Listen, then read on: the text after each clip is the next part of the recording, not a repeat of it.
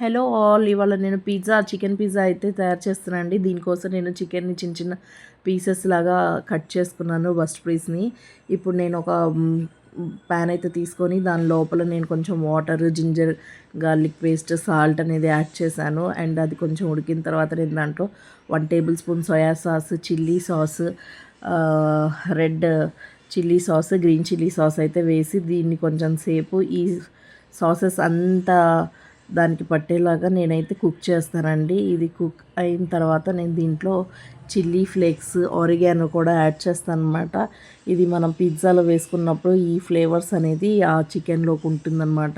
ఉట్టి చికెన్ పచ్చిగా వేస్తే మనకి అంత మంచి టేస్ట్ అయితే అనిపించదు.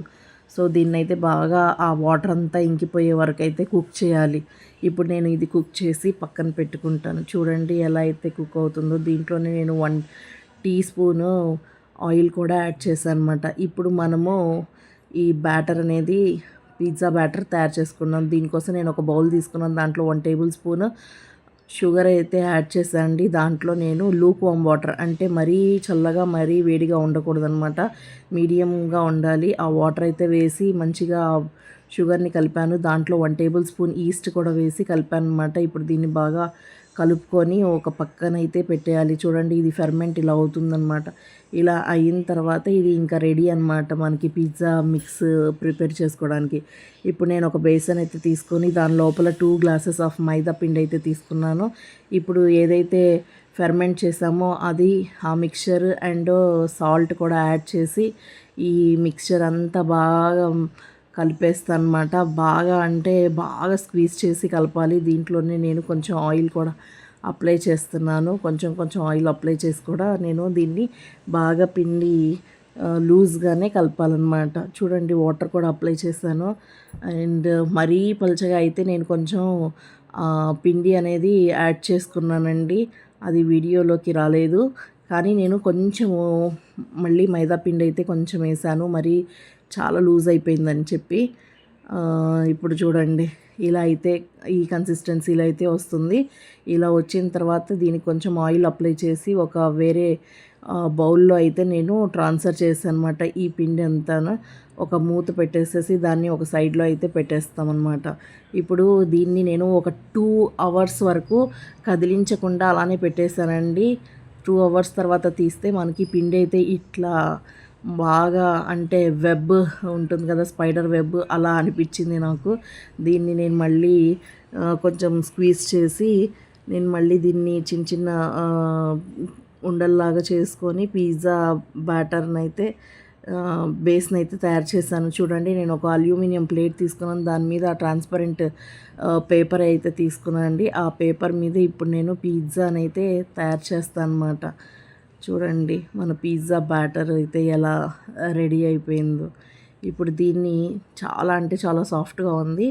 ఈ బ్యాటర్ని నేను ఒక ట్రాన్స్పరెంట్ పేపర్ దాని మీద కార్న్ఫ్లోర్ పిండి అయితే కింద చల్లుకున్నానండి. ఎందుకంటే అది కిందంతా స్టిక్ అవ్వకుండా ఉండటానికి. అయినా ఈ పేపర్ పెడితే మనకి స్టిక్ అనేది అవ్వదనమాట. చూడండి నేను చేత్తోనే ఇట్లా స్ప్రెడ్ అయితే చేసుకున్నాను. ఇంకా దీనికి కొంచెం చిన్న చిన్న హోల్స్ అనేది నేను పెట్టాను అనమాట, ఫోర్క్ స్పూన్ తీసుకొని. ఇప్పుడు నేను పిజ్జా మిక్స్ మనకి బయటే దొరుకుతుంది కదండి, ఆ పిజ్జా మిక్స్నే నేను బాగా స్ప్రెడ్ చేశాను అనమాట స్పూన్తో. అండ్ దీని మీద నేను sweet corn, capsicum, tomato and ఆనియన్స్ని అయితే స్ప్రింకిల్ చేస్తున్నాను. దాంతోపాటు మనం ఏదైతే కుక్ చేసుకొని పెట్టుకున్నాం కదా ఆ చికెన్ని కూడా నేను యాడ్ చేస్తాను అనమాట. చూడండి చాలా అంటే చాలా సింపుల్గా, ఈజీగా మనం ఇంట్లోనే తయారు చేసుకోవచ్చు. చాలా హైజీన్గా కూడా తయారు చేసుకోవచ్చండి. ఈ పిజ్జా అనేది నేను చాలా కష్టం అని అనుకునేదాన్ని మనం స్టార్టింగ్లో, కానీ ఇప్పుడు చాలా అంటే చాలా ఈజీ అనమాట పిజ్జా చేయటము. అది తినేటప్పుడు చాలా జ్యూసీగా చాలా సాఫ్ట్గానే ఉంది. బ్రెడ్ అయితే ఎలా ఫ్రెష్ బ్రెడ్ ఎలా ఉంటుందో సేమ్ అలానే ఉందండి. చాలా మంచి టేస్ట్ అయితే వచ్చింది. నేను దీని మీద మొజరెల్లా సాస్ అయితే మొజరెల్లా చీజ్ని అయితే వేసానమాట ఈ సాస్ మీద, ఈ వెజ్జీస్ మీద, చికెన్ మీద. ఇక్కడ చూడండి నేను ఎయిర్ ఫ్రైయర్లో అయితే పిజ్జా బేస్ని పెట్టేసాను అనమాట. ఇప్పుడు నేను టెంపరేచర్ని కూడా పెట్టుకున్నాను 180 డిగ్రీస్. 10 మినిట్స్ అయితే పడుతుందండి. ఈ 10 మినిట్స్లో మనకి పిజ్జా అయితే మంచిగా కుక్ అయిపోతుంది. చూడండి పిజ్జా సైజు కూడా పెరిగిందనమాట. చూడండి బ్రెడ్ లాగా లోపలంతా ఒక రకమైన నెట్ ఫామ్‌లో ఉంటుందన్నమాట. కొంచెము హోల్స్ లాగా బ్రెడ్ మనం చూస్తాం కదా! సేమ్ అలానే దీన్ని నేను 4 పీసెస్‌లో అయితే కట్ చేసుకున్నాను. నా పిజ్జా ఎంత యమ్మీగా కనిపిస్తుందో చూడండి. ఇంతే, చాలా సింపుల్ అండ్ ఈజీగా ఇంట్లోనే తయారు చేసుకునే పిజ్జా. థ్యాంక్ యూ అండి. Thank you for watching my video.